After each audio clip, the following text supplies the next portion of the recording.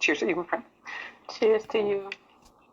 Today, we have a topic that we have been talking about quite a bit, and it is about what it is to be a good person.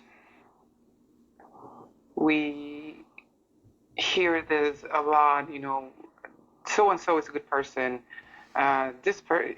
He's so good, he's so nice, or she is such a good daughter, she's such a good friend, she's just a good person. But what it is that supposed to mean? What is a good person supposed to be, sound like, look like? Because we were talking about expectations before, right? And like I know that you were expressing at some point this expectation of being a good person and how it can be so murky to define, how good we are supposed to be and what happens if we are not. That's an interesting concept in and of itself, isn't it? It is. What are your thoughts about what is to be a good person? That's a loaded question. What does it mean to be a good person? I wonder if we know what it means to be a good person in and of ourselves, or whatever our definition of that is just this amalgamation of certain people telling us what we did was good, what we did wasn't good, and over time, that feedback on whatever it is we've done has created this definition for us. I mean, obviously, I have definitions. I have not even definitions, I would say criteria, like almost a checkoff list of things that if you do these things, you're a good person. If you do these things, you're a bad person. You know. Go ahead. Talk to me about this checklist. What were the things in your checklist that make you a good person?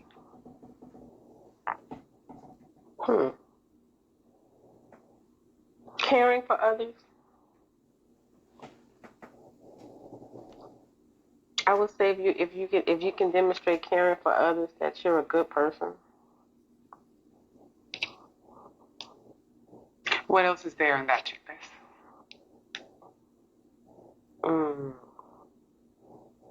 I guess, kids, I think about the words that we would use to describe ourselves: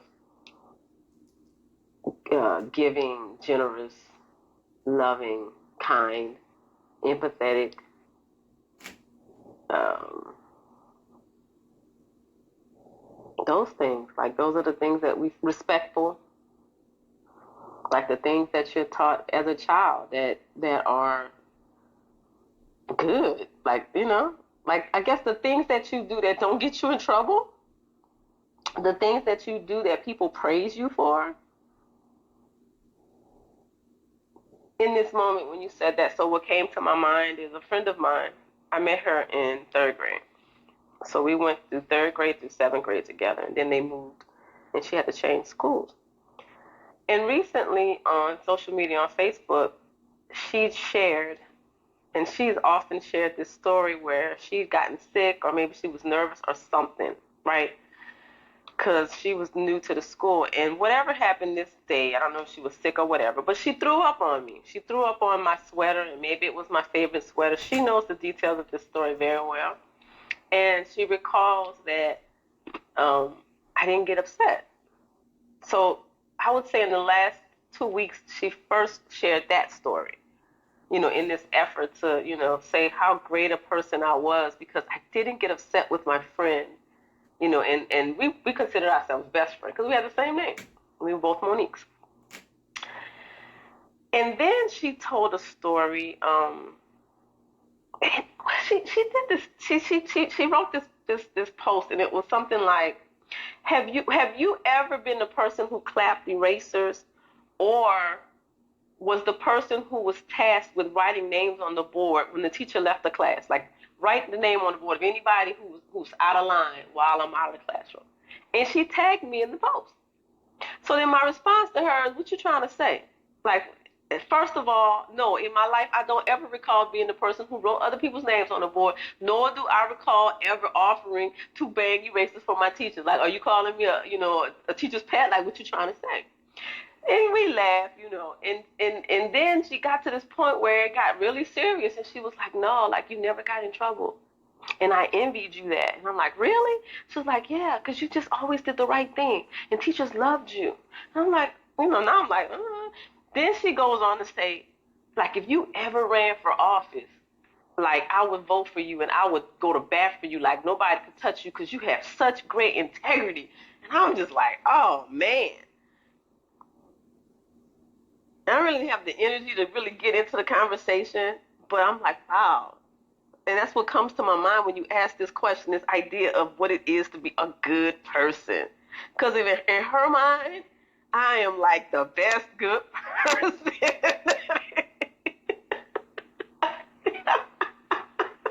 You're the best. You're the bestest. I'm the bestest good person. You're the bestest person. Is there a difference between being a good person and being a nice person? Is there a real difference, or are they synonymous? I don't know. That's a good question. Yeah, you do have good questions. I'm not gonna say that they're synonymous. I could say that there are probably people in the world who think that they are, but nowadays you have this concept of nice people finish last. Like, people take advantage of niceness. You got to be cutthroat, and So I don't know if a good person is a nice person.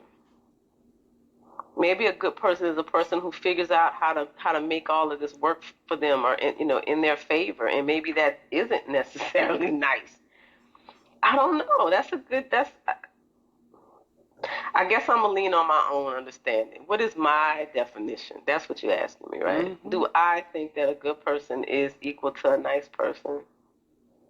I think that when I found myself not being nice, then yeah, I've questioned whether or not I was a good person. So I think for me, yeah, I'm holding myself up to that standard of, when I'm not nice, I question whether or not I'm a good person. Interesting. There's so many different perspectives on this, and I was just browsing real quick, and I came out I was Googling about being a good person and definition of it, and one of the things that basically came as a result was, what is the difference between a nice person and a good person? And it states, nice people might focus on being liked or appearing kind, while good people prioritize inner, authentic self-righteousness and doing basically the right thing even when it's difficult. So they're saying, according to them, nice people might pretend to be nice. So they're saying, like, nice is being pleasant, on the day-to-day basis. Like, we are like, hey, how you doing? Oh, she's so nice. But does that make it a good person? Like, you have to stop and think about it. Usually the immediate association is like, yeah, someone nice is good, right? But then you have to stop about it and say, like, well, she's nice, but I don't know her like that. So it's interesting, to come about this definition about the difference between nice and good. But let's jump on into the opposite side. So you were talking about it, and this person basically personifying you as, the definition of a good person. She said, even if you are going to run for office, she would be like, yes, this person is the living personification of what goodness and honesty is supposed to be. What's that look? I mean, what was that look, though? The look is like, she is. You know something different? What you saying? I don't know any different. I'm just saying that, we were talking about this expectation from before, but now we are narrowing it down into something very, very specific when it comes down to what is good, being a good person, what is being a bad person? Because then we have the other side of the coin, that if you express, and this is where I'm going to, this is where I want to ride. If you express that you don't want to do something, or you have other priorities, or you put yourself somehow before the request of other people, then you're not nice. You're not good. You're not a good person. You're only not nice. You're selfish. And if you're selfish, then you're a bad person. Yeah. That's what they say. So how do we really balance? Because you were talking about this, we were talking about this, and you were talking about this overwhelming pressure to give yourself to others. I mean, in religion, we hear it all the time, right? Absolutely. You should give yourself, because that is the way that is expected to you.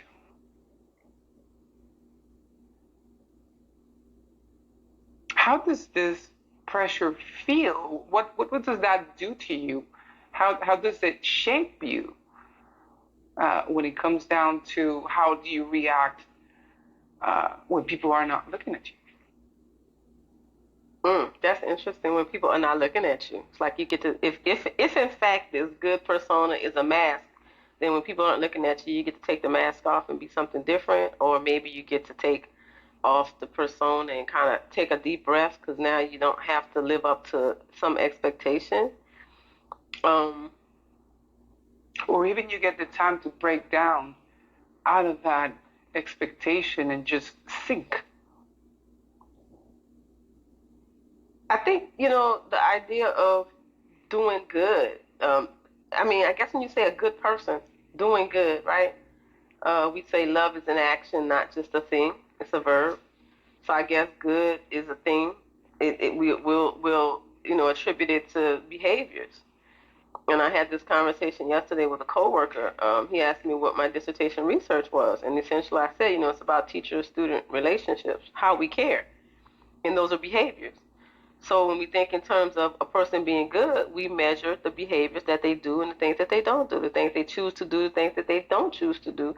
And we have these definitions of when they do these. So if you lie to people, we will say you're not a good person, right? Particularly if that lie causes someone else pain. So if you do things that cause people pain, then you're not a good person. So then what if you do something you didn't intend to cause pain, but it causes pain? And now someone will say to you, you know what, you caused me pain. You're not a good person, right? And then when you get to go home and there's no one looking and there's no expectation in this moment, no one is expecting you to do anything, then yeah, maybe you get to breathe a sigh of relief, because there's no expectation and you get to just do whatever it is you want to do in that moment. And maybe that's when you get to do what you want to do, and it's just for you. And it's not about how it's going to impact anybody else. There is this association sometimes with being assertive with selfishness. And a lot of people struggle with this concept. There's people that are very comfortable with it and say, like, no, this is what I want, and this, and I don't give it how I come across. Right? Yeah. I know exactly this. We don't see it. Maybe there's a cost. There's a cost for being this way. And maybe exactly just like good people do, that they're alone and they can break down under the pressure, the expectation, maybe of being so assertive, right? Of being strong all the time. I'm pretty sure that is something that is there. Mm-hmm. That has to, it's another. We go back to the same thing, expectation. But then this assertiveness, especially in women, is seen as something rude and selfish.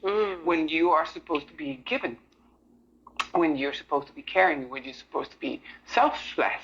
Yes. So we have these two sides. Yet in as a masculine attribute, is appreciated, is encouraged, right? Yep. Because it's like, no, you have to lead. Mm-hmm. You have to be assertive. Don't worry about the other stuff. Women will take care of that. But you don't have to be caring, because somebody else gonna take care of it. Yeah. Mm-hmm. You just have to take us through this. And that does create a certain expectation, a certain pressure. But ironically, going back to the theme is like that's seen as a good attribute. Therefore, a good person. You're a leader. You're a good person. Yeah. But yet you're a woman. No, that's bad. You're a bad person. You're selfish. Yeah. How so? So it is so subjective, how we looked at a good person, a bad person, in the light of certain traits that can be seen very differently. Same trait, different person. Correct. Good for this person, bad for that person. How a definition of a good person and bad person can switch really, really quick according to who is wearing the shirt. Interesting. Very interesting. So how do we find that balance? Do we just go about life basically saying, because we have talked about this, you and me. Is it true that we can just go about life and say, no, I don't care about what people say? Is it really, Tina, was it really possible to go around life like that? Saying, oh, I don't care what people think. There are people who present that it's easier than we would like to think. And I think that if you've lived your life constantly caring about what other people think, right? Just this week I read on someone's goal board, right? A set of goals. Don't seek validation from others. That was one of this person's goals. And I thought, wow, what a great goal. It also told me a lot about the person, because if you took the time to write that down as a goal, that's something that you see as a problem. Worrying about what other people think of me, worrying about if they think I'm worthy, one if they think about if I'm doing a good job, if I'm worthy of this title, if I'm whatever, all of those things. And it comes back to something we talk about all the time. We've been conditioned to do it. So if you ask me, can it be done? I believe anything can be done, but you skiing uphill. It's gonna be difficult, and for some, maybe not. Maybe some of us have more of a predisposition to not. I think also if they were able to express themselves, it could be that they haven't gotten positive feedback from so many people around them for so long that it hurt them so much that they were able to turn off that need for it. And I don't know. I think that I'm going to give you my experience. I'm going to just give you straight up. I'm 50, almost 51 years old. And the majority of my life, and this girl, when she's telling you this story, she's talking about me at 7 and 8, right? So you're talking about 42 years of my life, integrity, good girl, does the right thing, responsible, all of the things. Like many people who you talk to who know me, that's the story they're going to give you. So I'm used to people giving me praise and validation and all of the things for the things that I do. So for me to sit here and tell you that I could do it without it, I mean, I would tell you that that's been a part of my self-awareness journey to not be so dependent on it, because I learned, gosh, you're quite dependent on it. So in that awareness, in me learning it, I was like, girl, you gotta turn that inside, and you gotta get that from the inside. So yeah, I believe it can be done. But imagine, I'm telling you right now, 50 years of undoing, because it's counter to who I've been. Do I see other people doing it, and it's seemingly they're doing it? Seem like it's easier to them, and maybe it's not. Maybe that's just a story they tell. I don't care. And maybe when they by themselves, they do, and they just will never admit it because it'll look like weakness.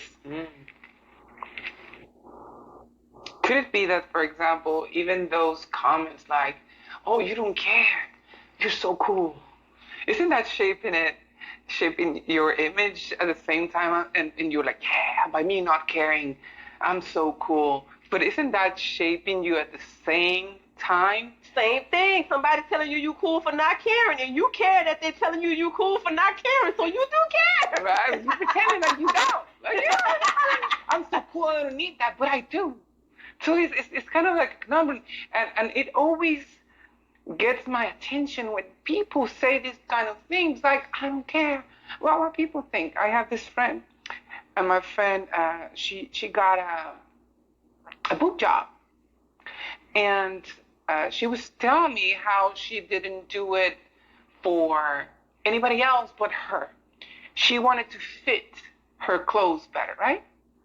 I'm like, number one, what kind of clothes are you wearing? Right. That a boob job fits a Right, like you're yay high, you know, because she was not precisely tall. Mm-hmm. And like, what kind of clothes are you buying that you are yay high and you have this apparently big rag? No. So, and number two, you can fill it out with a push-up bra. You can fill it with whatever else that is not a boob job. Mm-hmm. Yeah, other ways to make your dress look nice on you. Exactly. Yeah. Yet you chose that because that is the standard. True. And a lot of people will probably praise her, you know, like, oh, you look so good. And you're like, yeah, but I don't care, right? I didn't do it for the approval. I did it because of me. And that to me is puzzling. That sometimes, and you know, it goes back to that question that I was asking about when these strong people that say that they don't care, and this perceived strong people, right? That they're seeing that they don't care, but they still get the validation. They get the validation for not caring. Exactly. Because people label that as strength. Exactly. So that is interesting to me, and it takes me back to being a good person and being a bad person. You know, we have this image of the bad boy, right? Oh yeah, they're real cute. Right? Even being bad has its rewards, right? But there's always like this tag along with it. Mm. Oh, he's not a good person. That's a whole nother story right there. But it's so attractive, right? But it's so attractive. There you go. We go back to that thing. It is just interesting how we constantly are trying to define what is a good person and what is a bad person. And whatever it goes with it. It could be, oh no, that's a person that you should not associate yourself with. Because there are different types of bad, right? Absolutely. We have the bad, you know, the bad sexy type. The parent will tell you, no, it's going to take you here. And you're like, oh yeah, but it's so bad, it's so good. It is so bad, it's so good. Right? Yeah. So again, we go back to that perspective. Yeah. That's funny. Now think about this. As a teacher, when there's a kid who's misbehaving in class, don't you alienate that child from the rest of the group by telling the other kids, you better not hang out with her, you better not hang out with him. They're going to get you in trouble because they're always doing something bad. Mm-hmm. And why do we do that? To get the behavior out of the other kids that we need in order to do our job. That's a part of the conditioning. So we actually are part of that conditioning for kids. We define what's good and what's bad. First days of school, here are the rules. The rules, if you follow them, you are a good child. If you don't follow them, you are a bad child. You have to constantly be defining what is a good person and what is a bad person. And we're not even getting into the topic of good and evil or whatever. We just basically dancing around this concept of good and bad person. Yeah. Well, you know, the other thing of it is, and Lincoln and I had this conversation that, you know, in 10 years or 20 years from now, if we look back into history, things that were considered good and bad have changed and will change. Things that have been acceptable and unacceptable have changed and will change. Right. So it's very fluid. It takes me back. There was this recently, Spain. You know, I was following the Spanish team in the Women's World Cup. And the reason why is because I just came back basically from living in Spain for a period of time. So I was following, you know, and hoping that Spain will win the title and, you know, basically prior to that, advance through the rounds to the final. And then, you know, there was this, how do you call it? This what happened at the end where Spain basically achieved this milestone and they became the world champions. And the president of the Federation of Spain was there. And he grabs, and I think a lot of people have seen this picture where he grabs this woman and you know, and gives her a kiss. Days after, there's this huge controversy about what that meant and what was the intention. And he went on to justify himself creating this story about, like, you know, he even created a dialogue around it. And then the player was saying, no, this is not the case. Oh, whatever he said wasn't true? Yeah. Because basically what he was saying is like, yeah, I was trying to console her because she missed the penalty. But I told her, you know, it's okay. You want a little kiss? You want a little pet? And she was like, okay. So he did. You know, so in the definition, when we look at it from this perspective, we were like, oh, he's such a good man. Yeah. Some people would say so. It's a good person consoling this woman for not being able to perform 100%. And when you hear the other side, and you're like, he is a fucking monster. Yeah. He's a bad person. Yeah. And why is he a bad person? Because he lied? Because he kissed someone without their permission? Yeah. Like, then we have to go into what exactly did he do that makes him bad. And you have lots of people who would debate about whether or not that makes a person bad or not. Exactly. I mean, we had another example years earlier about a former president, right? He was saying that there was a tape about him being very candid about doing something to women. And one of the justifications was, that's voice talk. Mm-hmm. It's just that. It doesn't make him a bad person. You know, he's normal. Mm-hmm. So we try to normalize, you know, sometimes what is supposed to be a good and bad person, right? Mm-hmm. And then we try to define it by, again, who's wearing the shirt, right? If this was another person, if he was another color, if he was another status, if he was another, there's a different shirt on it. That's right. And therefore, the definition of good person and bad person automatically changes. Yes, it does. Then therein lies the conversation about what's fair and what's unfair in the world, too. Because there is no one rule that applies to everybody. Changes depends on who we're applying it to. That is correct. So we go back to it is so unfair and so subjective to think about good and bad people, because it is subject to so many things within the process. And again, we're not even touching the bigger picture here, which is like good and evil. And then we go back about perspectives, and then we have talked about this, and we will keep talking about this. But I just wanted to narrow it down to something that I hear quite often. Oh, he's good people. Huh? Right? Don't we hear that expression quite often? Oh, yeah. Or even just simply like, he's a good person. Mm-hmm. Oh, such a nice lady. Yeah. Right? It makes me think of one of my favorite quotes that I would include in my email for years. A Maya Angelou quote, people will forget what you say, people will forget what you do, but they'll never forget how you make them feel. Mm. So then, do we define whether a person is good or bad, nice or not nice, based on how they make us feel? That is an interesting concept indeed.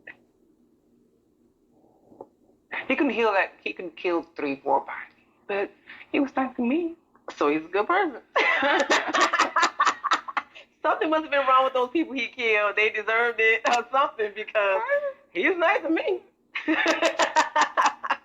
Yeah.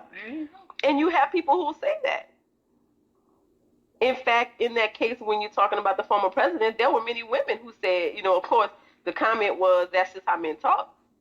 But there were quite a few women that were saying, nah, what he said was absolutely fine. And had, in fact, he did that to me, I'd have been cool with it. I would not have taken offense or thought that anything had been done wrong. And the rest of us might look at it and shake our head and be like, for real? Right. And then there could be that many more be like, yep, I agree completely. So here, that's the question, you know, to everyone listening. How do you balance, how do you achieve being a good person or being a bad person in the perception of other people and being fine with it?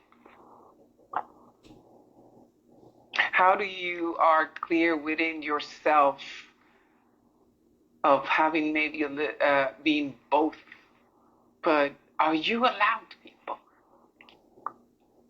Allowed. I mean, if you're good, you're good, right? If you're bad, you're bad. Don't we do that? Yeah. Don't we tend to classify you like, no, you cannot be this gray. You have to either be black or white, right? There's no room for gray. And hence, Some people feel that way. And hence, the conundrum of Sophia. Ha. A lot of gray. A lot of gray. I think we all have a lot of gray, but we don't. We want it to be black or white. That's an interesting topic. Cheers to you. Cheers to you. And we leave you with that question. There you go. How do you deal with being a good or bad person? Can you balance it? Let us know what you think.